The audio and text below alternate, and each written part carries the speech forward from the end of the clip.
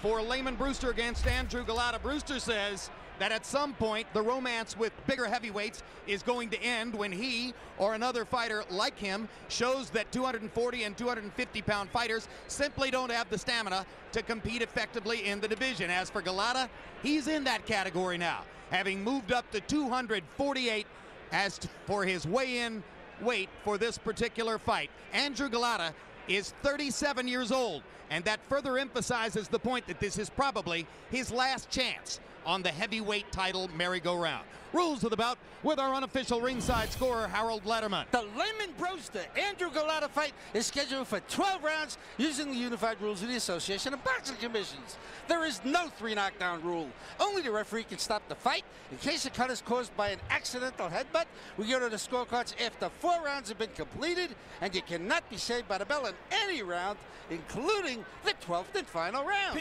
Jim.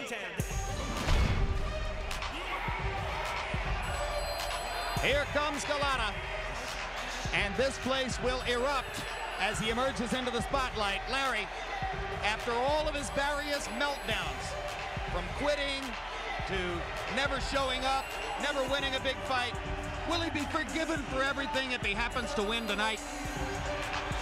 Jim, even he says it would only be a start. A start, it would be a miracle if he would ever to finish. But as you said, he's one of the most talented heavyweights you'll ever see physically. But he's been undermined by his inability to cope with fatigue, frustration, and anything that goes wrong in a fight. And he is painfully aware of it, to the point where even he suggests he might not be able to deal with the pressure of performing in front of so many of his fans. Despite all of that, he's a 2-to-1 or more favorite to win tonight. He came within a point or two of beating Chris Bird for Bird's title belt last April. He came within a couple of points of beating John Ruiz for Ruiz's title belt in December and put Ruiz down twice. Maybe tonight, Andrew Gołota finally gets over the hump, but he's taking on the ultimate survivor in Layman Brewster. Roy Jones, after that desultory performance against Cali Meehan, Brewster hired a new trainer, Jesse Reed, saying that he needs to be better motivated. What does a veteran fighter like Brewster mean when he says something like that? That means that at this point in his career, he can no longer truly motivate himself. He needs some new blood in the camp, some new fire up under him. A lot of times we get used to the same old things and we become stagnant, and we need a new voice in just to help motivate us to get us to where we want to go now. Hard to imagine anybody could fall flat tonight in the face of a crowd such as will greet this fight. Earlier, they got a chance to see a fight for a vacant light heavyweight belt between Paul Briggs of Australia and Tomasz Adamek of Poland. It was a sensational 12-round war won by the Polish fighter. And Roy, these people are pumped up. Yes, they are really pumped up. They're looking for a definitely following fight, follow up to what they saw earlier. The Polish fighter and the Australian fighter gave them a wonderful fight early, and now they're looking for a follow-up. All right, so they're in the ring now, and we're ready for ring announcer Michael Buffer to start the heavyweight festivities.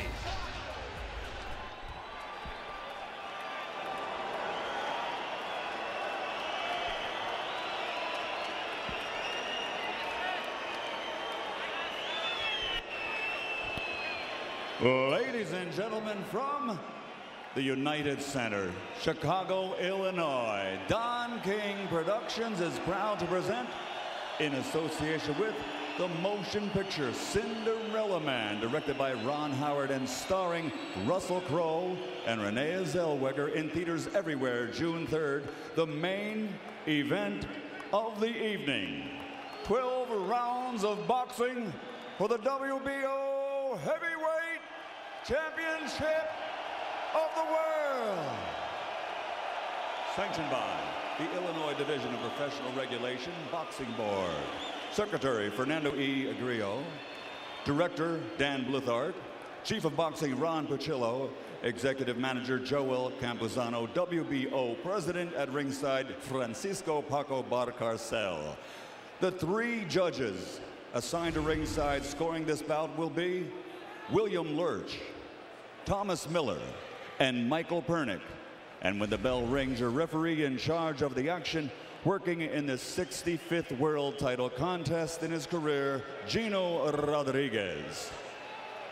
And now, for the thousands in attendance and the millions watching around the world, ladies and gentlemen, from Chicago, Illinois, let's get ready to rumble!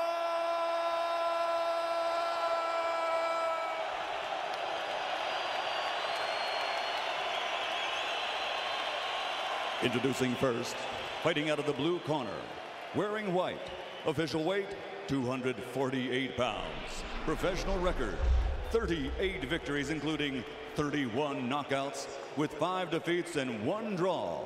He now fights out of Chicago, Illinois, but comes here from Warsaw, Poland. Introducing the challenger, Andrew Gołota.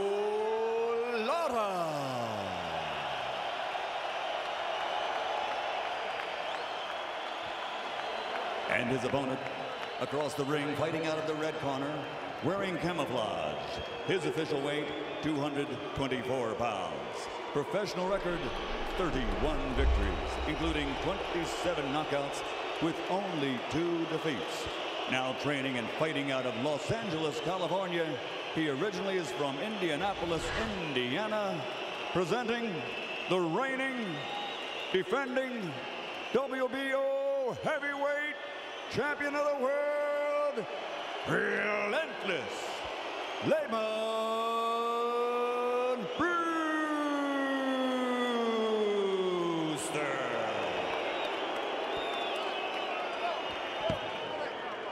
Go. Man, underway. Come on, let's go. Over here to the corner, over here to the center. Okay, gentlemen, you got your instructions. I want you to obey my commands at all times and protect yourself at all times. All right, let's go. Get it on. In the scavenger hunt for one perfect or dominant champion, these are 2 imperfect heavyweights. Will one of them make us want to see him again?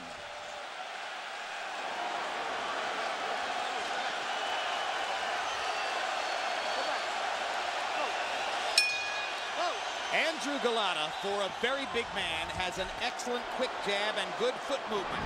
Lemon Brewster comes out as the attacker and begins hooking and right crossing away and bombs Gołota to the canvas with a perfect left hook. And that was the smartest thing, that's it. Gołota will not recover from this. I can promise you that Brewster's going to jump right back on top of him. He's smart.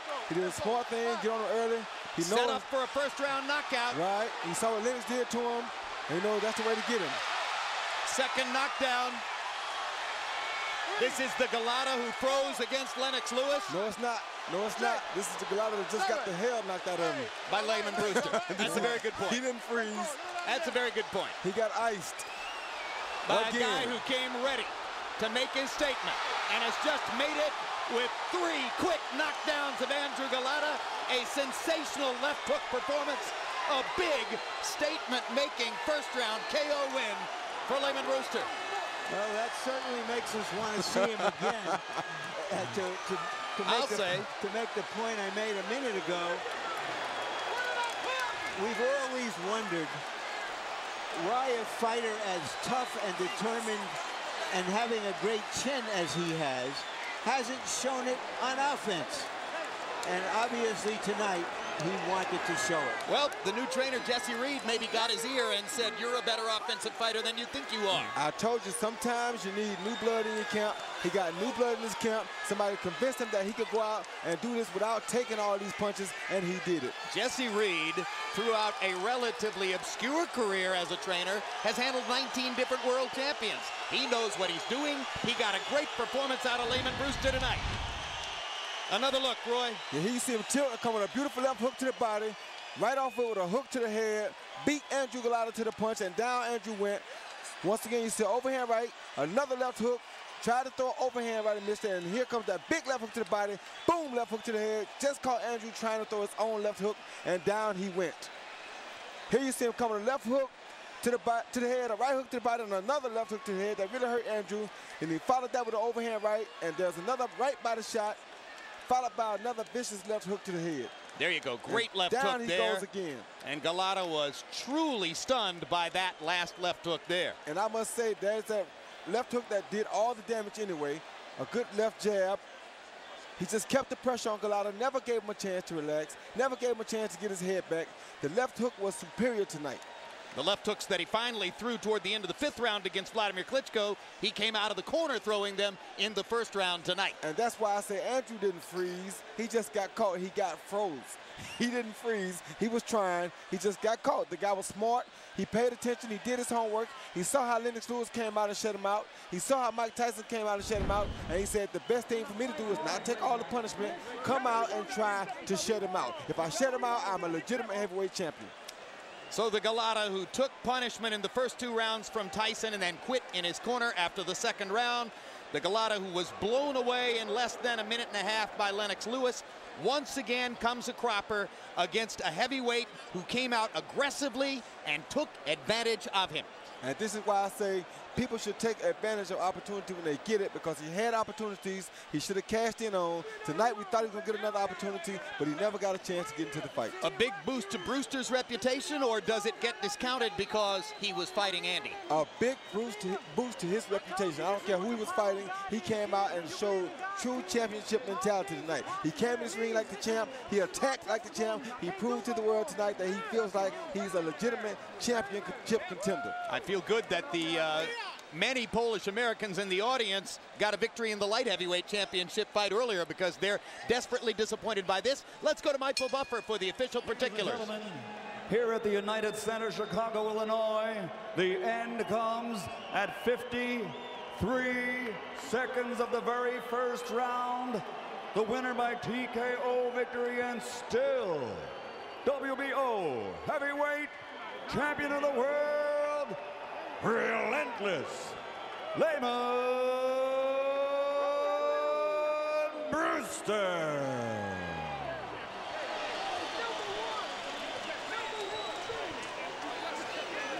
Well, you don't exactly have to be relentless when you knock a guy out in less than a minute.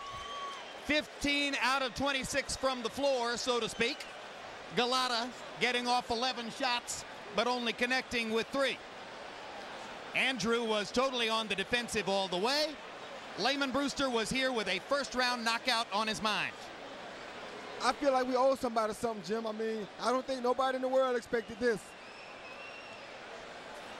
And now let's go to Larry Merchant in the ring. Thank you very much, Jim. Congratulations, Lemon. Lemon, congratulations. Did you come into this fight determined to score a knockout as quickly as possible? No, I just came in here to do whatever it was that God would have me to do. I want to give my condolences to you, because I heard that you had a loss in your family with your wife's mother. So my condolences to you. That's very and to Mr. Ed Weinberger, my first manager. He lost his son to drugs. And I just want to say to Carlene and Ed Weinberger, I love you guys. And I'm very sorry to hear the news. Thank you very much. It's very generous of you, Lemon. Again, where has this Lemon Brewster been hiding?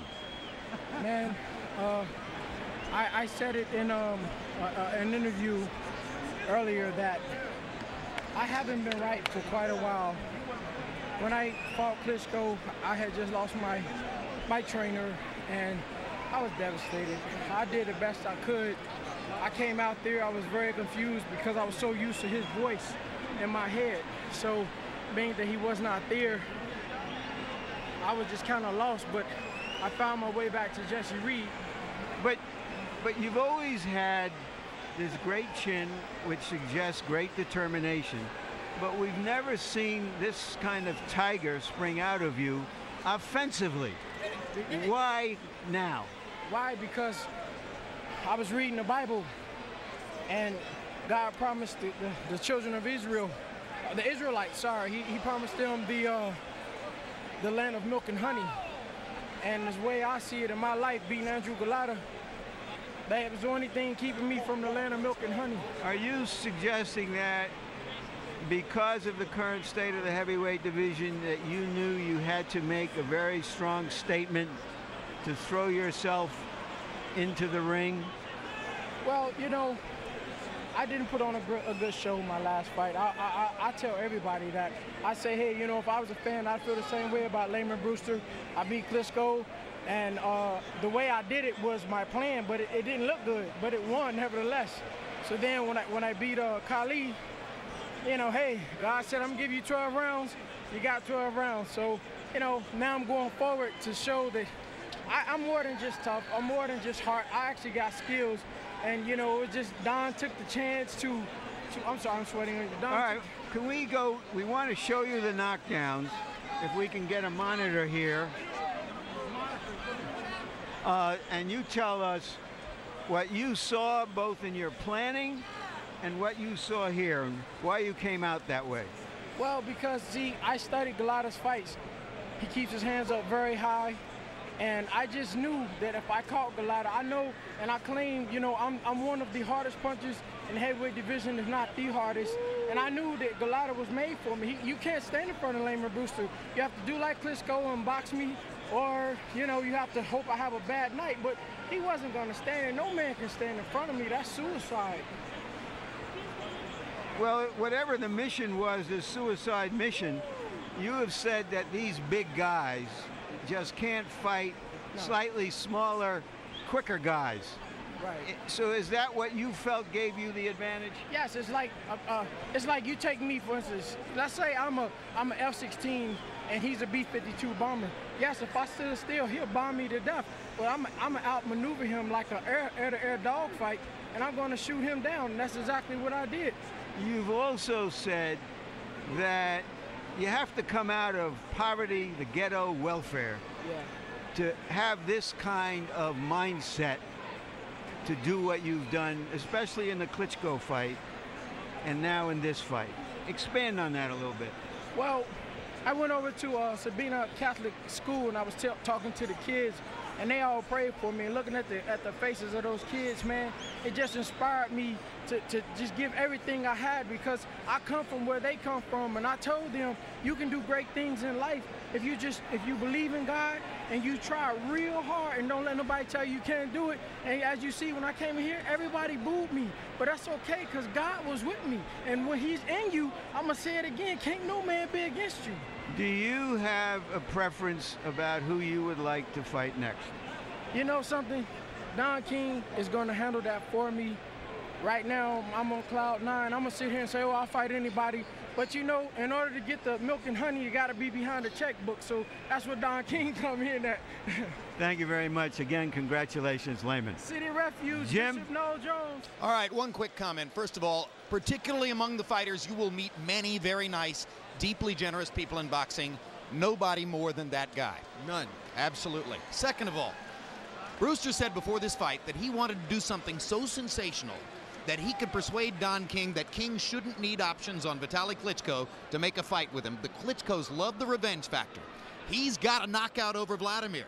Don shouldn't need options. This guy versus Vitaly Klitschko is a fabulous setup now, Roy. Definitely a fabulous setup, and I don't blame him. I wouldn't worry about options either. Punching like that, he ain't got to worry about no options. He ain't got to worry about no rematches. He going to pretty much wipe people out if he comes out and attacks like that. It's amazing because this is a guy who lost to Calvin Schufert and Clifford Etienne, neither of whom is anywhere near being a factor in the division. Shows you the difference in a guy when he's motivated and when he's not. Absolutely right. Larry, your closing comments, as it were, on a sensational performance by Layman Brewster.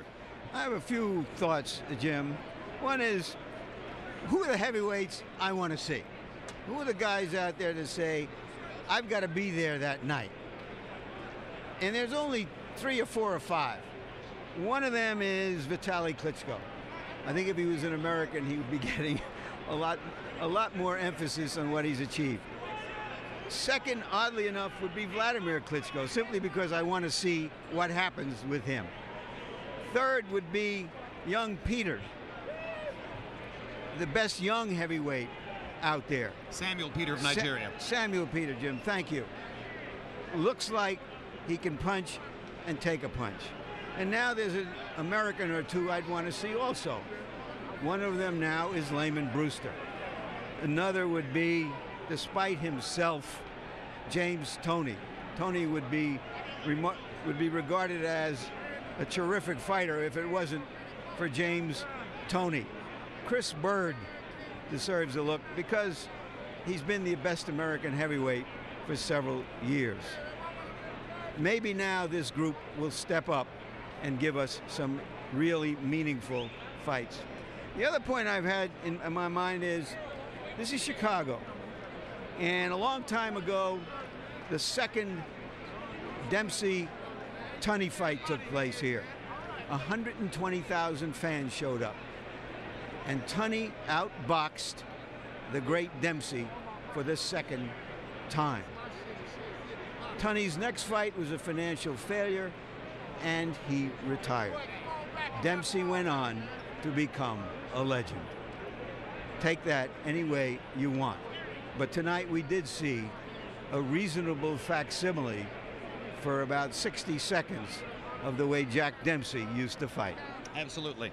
Take this any way you want also. If Vitaly Klitschko can get past the winner of the fight between Monty Barrett and Hasim Rahman, I want to see him fight Layman Brewster. I want to see that very badly. We'll be back with a final word on what happened here in the ring in just a minute. Let's look ahead to some upcoming programs on HBO.